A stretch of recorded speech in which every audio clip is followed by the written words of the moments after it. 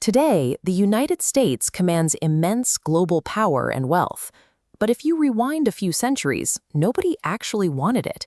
For more than 100 years after Christopher Columbus arrived in the Caribbean, most of North America was completely ignored. Early European explorers were searching for a quick trade route to Asian spices, or vast empires loaded with silver and gold, and this massive northern continent offered neither. Look at this map of early European territorial claims. Spain and Portugal literally drew a line down the middle of the globe to divide the spoils.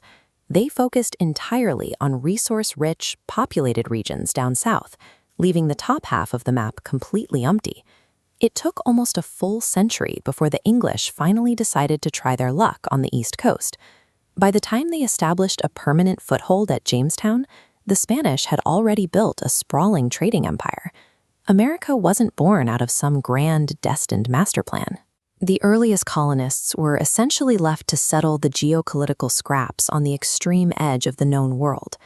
By 1754, those scraps had grown, and the British and their colonists fought the French for control of the continent.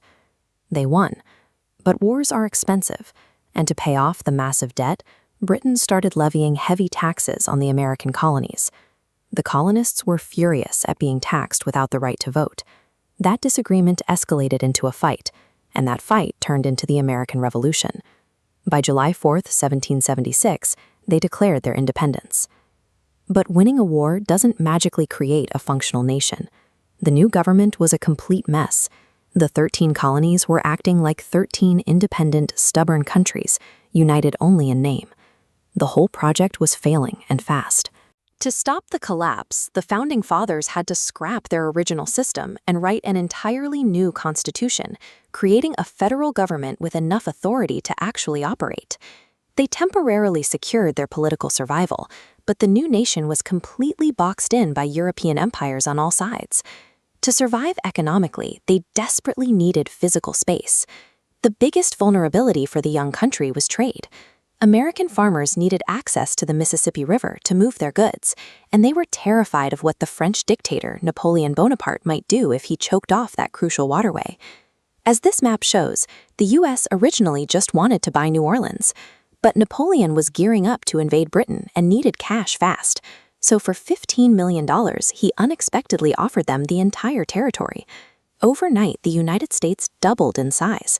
This massive influx of land arrived exactly when America needed it. The population was nearly doubling every 20 years. The average family had 7 children, and all of those kids needed places to live.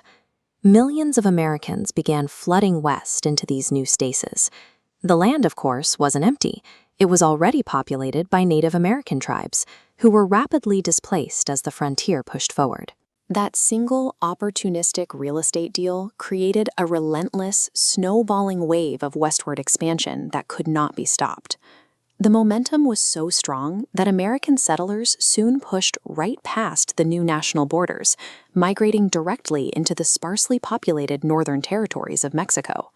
Before long, these American settlers heavily outnumbered the local Mexican population. They rebelled, broke free from the Mexican government, and formed their own independent republic in Texas. In 1845, the United States decided to officially annex Texas. This immediate border dispute triggered an all-out war with Mexico. This is the outcome of that conflict. America leveraged its military victory to conquer the northern half of Mexico, purchasing territory to finish out the map. Within just 50 years, the United States stretched entirely from the Atlantic to the Pacific. Diplomacy and careful planning had been replaced by sheer opportunistic momentum. America finalized its continental borders through military aggression, but absorbing all this new land created a fatal internal contradiction. Every time a new territory was added, it sparked bitter debates over whether the practice of slavery would be allowed to expand along with it. For decades, the northern and southern states argued over the economics and morality of human bondage. That tension finally snapped with the election of Abraham Lincoln in 1860. Fearing Lincoln would restrict their economy, most slave-holding states seceded. The resulting Civil War was brutal, leaving massive casualties. But in the end, the Union Army won, the nation remained whole, and the enslaved populations were freed. Surviving this self-inflicted near destruction was the final crucible the nation had to endure before it could begin projecting its vast power outward. Even after the trauma of the Civil War, the nation's expansionist drive couldn't be turned off. Almost immediately, the U.S. purchased Alaska from Russia for a bargain price of just $7 million. Expansion soon reached across the Pacific. Driven by businessmen and a desire for strategic naval outposts, the United States annexed the Hawaiian Islands, marking a clear move toward overseas territory. The final catalyst came in Cuba. The American public sympathized with Cuban revolutionaries fighting Spain. Then, an American warship sitting in Havana Harbor exploded under mysterious circumstances, tearing the vessel apart. Blaming the Spanish, the U.S. issued an ultimatum, and war was declared. The Americans quickly overpowered Spain's forces, seizing control of Cuba, Puerto Rico, and the Philippines.